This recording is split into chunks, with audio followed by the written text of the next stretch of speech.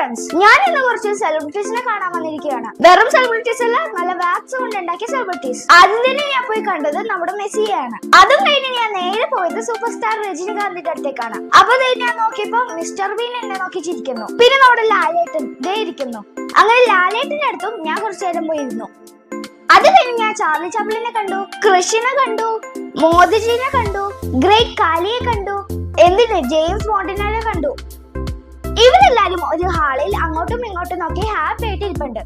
ഇനി നമുക്ക് കുറച്ച് പഴയ ആൾക്കാർ ഇരിക്കുന്നിടത്തേക്ക് പോവാം. ഇവിടെ ഗാന്ധിജി ഉണ്ട്, ടാഗോർ ഉണ്ട്, ദലൈലാമ ഉണ്ട്, അങ്ങനെ കുറെ പേര് ഇവിടെയും ഇരിപ്പുണ്ട്. കൂടുതൽ മൈസൂർ രാജാക്കന്മാരും ഉണ്ട്. പിന്നെ ഇവരുടെയൊക്കെ ഈ പ്രതിമകളെ ഉണ്ടാക്കിയിരിക്കുന്നത് പാരഫിൻ എന്നൊരു പ്രത്യേക തരം വാക്സ് ഉപയോഗിച്ചാണ്.